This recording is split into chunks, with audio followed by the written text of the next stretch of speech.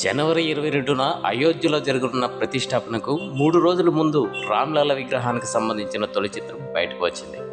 నల్లరాతితో చేసిన ఈ విగ్రహం ఎంతో అద్భుతంగా ఉంది. దీనిని మైసూరు శిల్పి అరుణ్ యోగిరాజ్ ప్రత్యేకంగా తయారు చేశారు. శ్రీరాముని విగ్రహంలో భగవంతుని విశాల రూపం కనిపిస్తుంది. శ్రీరాముని విగ్రహం చుట్టూ ప్రకాశాన్ని సృష్టించారు. విశేషం ఏమిటంటే ఈ విగ్రహం ఒకే రాయితో తయారు చేశారు. ఆ రాయిలో ఎలాంటి అతుకులు లేకుండా చూశారు.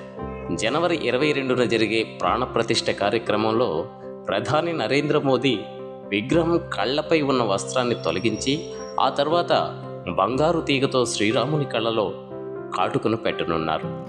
రామ్లల్ల విగ్రహం 5 సంవత్సరాల పిల్లాడి రూపంతో తయారు చేశారు. ఇందులో శ్రీరాముని రూపం రాతితో చేసిన కమలంపై ఉన్నట్లు చూపించారు.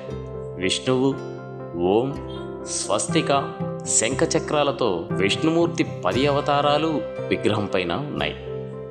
శ్రీరాముడు విష్ణువు అవతారం కావున విష్ణువుకు సంబంధించిన చిహ్నాలను శ్రీరాముని విగ్రహంలో రూపొందించారు. రామ్లల్ల విగ్రహం చుట్టూ శ్రీరాముని 10 అవతారాలను చూడవచ్చు.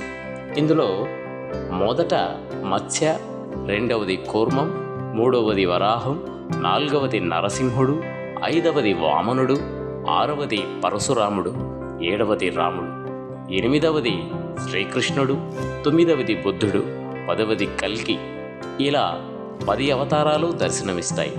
దీనితో పాటు హనుమంతుడు ఒకవైపు ఆసీనుడై ఉండగా మరోవైపు గరుడు కూడా ఆసీనుడై ఉంటాడు. విగ్రహం చుట్టూ నిర్మించిన అనేక ప్రత్యేక చిహ్నాలు ఉన్నాయి. పలువురు పండితులు ఈ చిహ్నాల ప్రాముఖ్యత గురించి వివరంగా వివరించారు. సూర్యదేవుడు శ్రీరాముని వంశానికి చిహ్నం. దీనితో పాటు సూర్యునికి క్రమశిక్షణ చిహ్నంగా భావిస్తారు. రాముడి పాత్ర సూర్య భగవానులా స్థిరంగా ఉంటుంది. శేషనాగు విష్ణువు రక్షణకు చిహ్నం. శ్రీ మహావిష్ణువు లక్ష్మణుని రూపంలో అన్ని సమయాలలో శేషనాగు శ్రీరాముడితో ఉన్నాడు. ఓం అనేది ఈ విశ్వంలో మొదటి స్వరం, సౌర వ్యవస్థ యొక్క ధ్వని. ఓం సనాతన ధర్మ సాంప్రదాయానికి ప్రతీక. జాపత్రి బలానికి చిహ్నంగా పరిగణిస్తారు. రాముడి దృఢ సంకల్పం.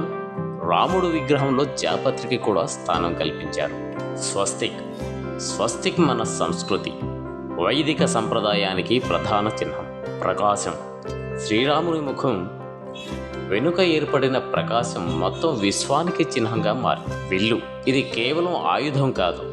విల్లు ప్రాథమికంగా శ్రీరాముడి విద్య, కృషికి చిహ్నం. ఈ విగ్రహంలో శ్రీరాముడు విల్లు, బాణంతో దర్శనం ఇవ్వనున్నారు. ఈ విగ్రహాన్ని చూస్తే శ్రీరాముడిలో విష్ణు అవతారం కూడా కనిపిస్తుంది.